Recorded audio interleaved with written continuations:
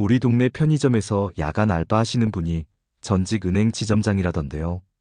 요즘 아파트 경비실에 계신 분이 대기업 상무였대요. 쿠팡에서 알바하시는 분들 중에 대학 교수도 있대요.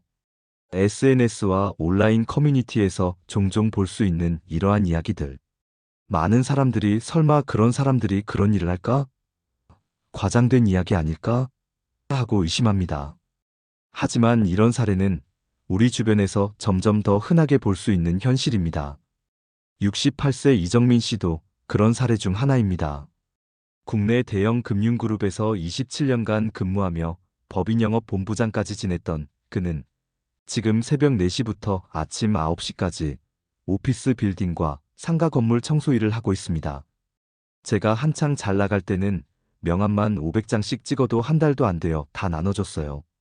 그만큼 많은 사람들을 만났고 큰 거래를 성사시켰죠. 연봉도 최고 시절에는 1억이 넘었고 보너스까지 합치면 상상하기 어려운 액수였습니다. 이 씨는 회사의 핵심 인재였습니다. 대형 프로젝트를 성공적으로 이끌었고 주요 고객사들과의 관계도 탄탄했습니다.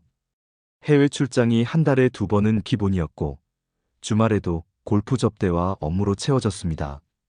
그는 나이 60이 되어도 최소한 고문이나 자문역으로 회사에 남을 수 있을 것이라 확신했습니다. 어느 날 갑자기 인사팀에서 연락이 왔어요.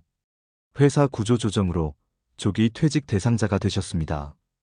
제가 어떻게 그런 대상자가 될 수 있나 항의했지만 이미 결정된 사안이었습니다. 순식간에 제 27년 커리어가 허무하게 끝났죠. 퇴직 직후에는 어느 정도 퇴직금도 있고 자신감도 넘쳤습니다. 금융업계에서의 폭넓은 인맥을 활용해 재취업이 어렵지 않을 거라 생각했습니다. 처음 6개월간은 같은 업계의 임원급 자리를 지원했습니다. 그런데 연락이 안 오더라고요. 처음엔 아직 적절한 자리가 없나 보다 생각했는데 시간이 지날수록 뭔가 잘못됐다는 걸 깨달았습니다. 이제는 자신감이 불안감으로 변하기 시작했습니다. 과거 함께 일했던 동료, 후배들에게 연락해도 대부분 상황이 어렵다는 말만 반복했죠. 1년이 지나자 이 씨는 눈높이를 낮췄습니다. 중소금융사의 고위직, 컨설팅 회사의 자문역으로 범위를 넓혔지만 나이가 최대 장애물이었습니다.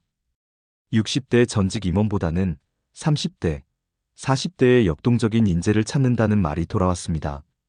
그렇게 2년이 지나자 더 눈높이를 낮췄습니다. 나이와 현실의 높은 벽을 느끼게 된 것입니다. 경비직, 택배 배송, 마트 진열 등 어떤 일이라도 하겠다는 마음으로 지원했지만 이마저도 쉽지 않았습니다. 경비직도 절대 만만하게 볼 게 아니더군요. 경쟁률이 높아서 번번이 떨어지기 일쑤였어요. 나중에는 경비직 취업한 사람들이 얼마나 부럽던지. 쿠팡에서 알바라도 하려고 했는데 60세 이상은 뽑지도 않는다고 하더군요. 정말 눈앞이 캄캄했습니다. 더 큰 문제는 가정 경제였습니다. 이 씨는 임원 시절의 높은 급여를 바탕으로 삶의 기준을 세워왔습니다.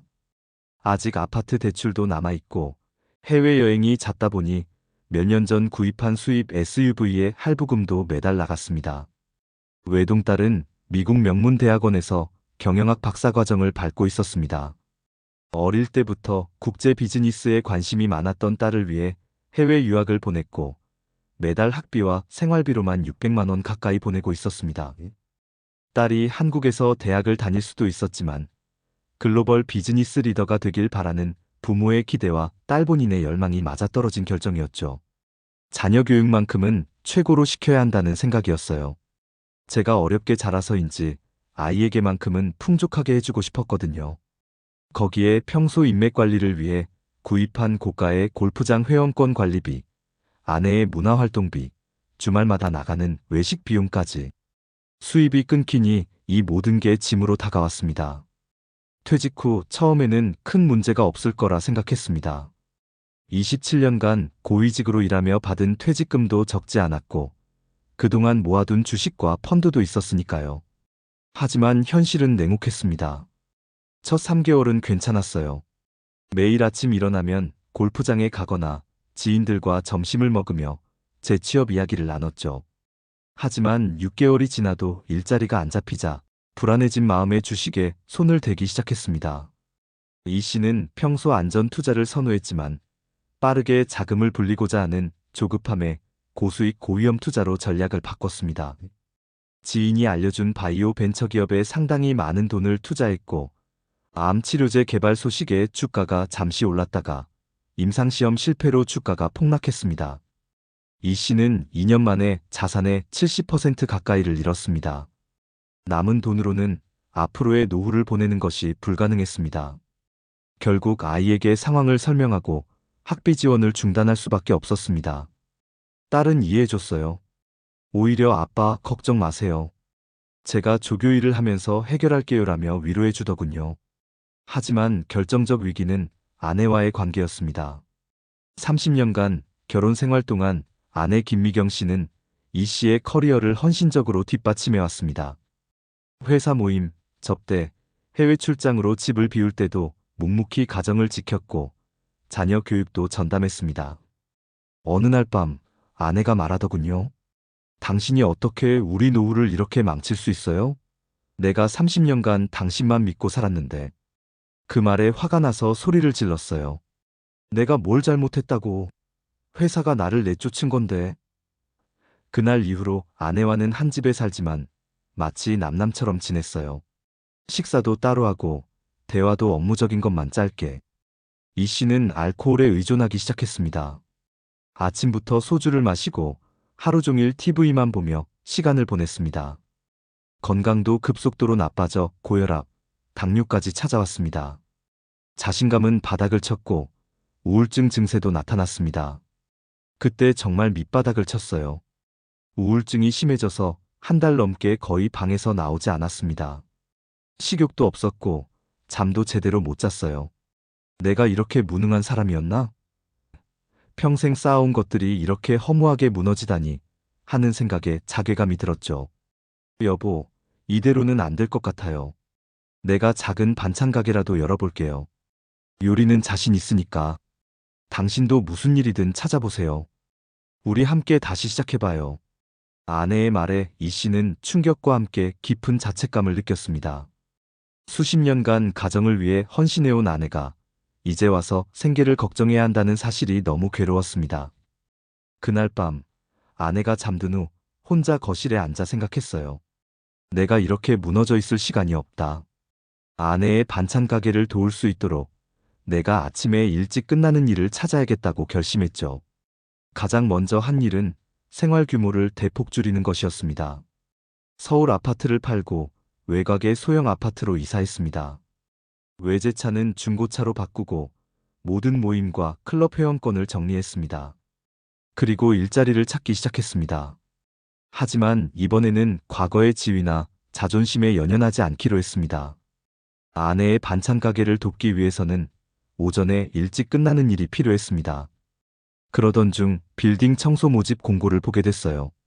새벽 4시부터 아침 9시까지 딱 제가 찾던 시간대였죠. 처음엔 망설였어요. 내가 정말 이런 일을 할 수 있을까?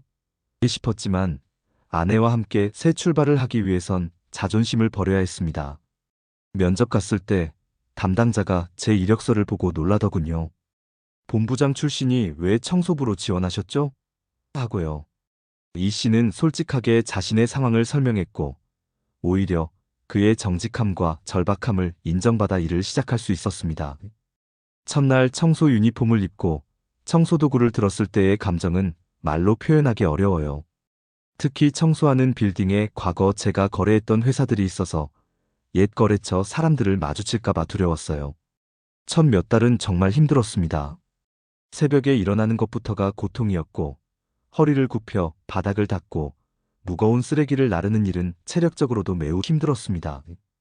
쉬는 날에도 몸이 너무 고단해 아무것도 할 수 없었습니다. 무엇보다 사무실 직원들의 무시하는 태도가 가장 견디기 어려웠습니다. 하지만 시간이 지나면서 이 씨는 조금씩 달라졌습니다. 첫째, 육체적으로 더 건강해졌습니다. 과거 과도한 음주와 흡연, 불규칙한 생활로 건강이 좋지 않았지만 규칙적인 생활과 육체 노동으로 오히려 체중이 줄고 혈압도 안정되었습니다. 둘째로 정신적으로 더 평온해졌어요. 과거에는 늘 성과와 경쟁에 시달렸지만 지금은 단순한 일을 하며 마음의 여유를 찾았습니다. 청소를 하면서 해가 뜨는 모습을 매일 볼 수 있고 조용한 새벽에 일하며 생각을 정리하는 시간이 생겼어요. 무엇보다 큰 변화는 사람들을 보는 시각이었습니다.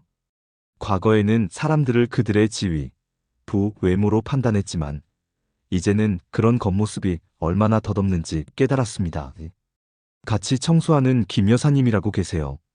비슷한 연배인데 매일 묵묵히 일하시면서도 항상 오늘도 좋은 하루네요 하며 웃으시는 분이에요.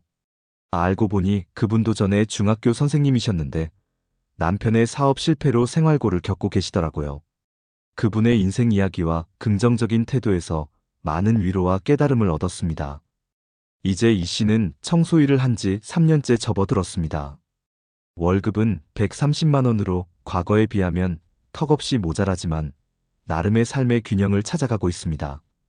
아침 9시에 청소를 마치면 동네 도서관에 가서 오전 시간을 보냅니다. 요즘은 철학책을 많이 읽어요. 예전에는 노자나 장자 같은 책을 왜 읽는지 이해 못했는데 지금은 그 말씀들이 가슴에 와닿습니다. 오후에는 아내가 시작한 작은 반찬 가게 일을 돕습니다. 아내는 실제로 요리 솜씨가 뛰어났고 동네에서 입소문이 나면서 꾸준한 단골도 생겼습니다. 이 씨는 배달을 하거나 식재료를 사러 시장에 가는 일을 맡았습니다. 처음에는 반찬 배달을 하는 것이 부끄러웠지만 이제는 오히려 즐겁게 일합니다. 특히 예전에는 미처 몰랐던 시장 상인들과의 교류, 단골 고객들과의 정겨운 대화가 새로운 즐거움이 되었습니다. 아내와의 관계도 회복되었어요. 오히려 예전보다 더 깊은 대화를 나눕니다. 서로의 아픔과 좌절을 함께 견디며 더 단단해진 것 같아요. 아내가 얼마 전에 당신이 지금이 더 좋다고 하더군요. 예전엔 집에 있어도 늘 회사 생각뿐이었는데 지금은 진짜 가족과 함께하는 것 같다고요. 이 씨가 퇴직자들에게 전하고 싶은 가장 중요한 메시지는 자존심을 내려놓으라는 것입니다. 직업에는 귀천이 없습니다. 특히 우리처럼 은퇴한 사람들에게는요. 사회적 지위나 명예, 돈에 집착하면 할수록 더 큰 좌절을 겪게 됩니다. 눈을 낮추고 할 수 있는 일부터 시작하세요. 처음엔 힘들겠지만 그 안에서도 의미와 행복을 찾을 수 있습니다. 이 씨는 또한 젊은 세대들에게도 조언을 건넵니다. 지금 성공해서 잘 나가는 분들, 특히 젊은 분들에게 말씀드리고 싶어요. 지금의 성공과 부에 너무 의지하지 마세요. 세상은 언제든 바뀔 수 있고 평생 쌓아온 것들이 하루아침에 무너질 수도 있습니다. 돈과 명예보다 중요한 것은 진정한 관계와 자신의 내면적 성장입니다. 이정민 씨의 경험을 바탕으로 은퇴 후 행복한 삶을 위한 5가지 지침을 정리해 보았습니다. 첫 번째, 자존심보다 자존감을 선택하라. 직함, 연봉, 사회적 지위에 자신의 가치를 두지 마세요.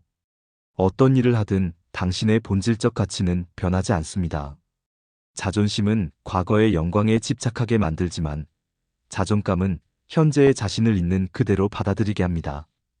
두 번째, 가족과 함께하는 새 출발을 모색하라. 은퇴는 개인만의 문제가 아닙니다. 배우자와 솔직히 대화하고 함께 새로운 계획을 세우세요. 서로의 강점을 살려 협력할 때 위기는 기회가 될 수 있습니다. 이정민 씨와 아내가 그랬듯이 함께하는 작은 도전이 인생의 새로운 의미가 될 수 있습니다. 세 번째, 신체적, 정신적 건강을 최우선으로 하라. 정기적인 운동과 건강한 식습관을 유지하세요. 새로운 취미나 공부를 통해 정신적 활력을 유지하는 것도 중요합니다.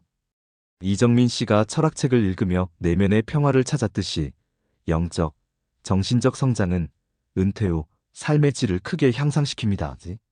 네 번째, 작은 행복에 감사하는 마음을 기르라. 큰 성취나 물질적 풍요보다 일상의 작은 기쁨에 주목하세요. 해 뜨는 모습, 가족과의 대화, 이웃의 미소 같은 소소한 행복이 진정한 삶의 기쁨입니다. 감사일기를 쓰거나 명상을 통해 현재의 순간에 집중하는 습관을 들이세요. 다섯 번째, 사회적 연결을 유지하고 기여하라.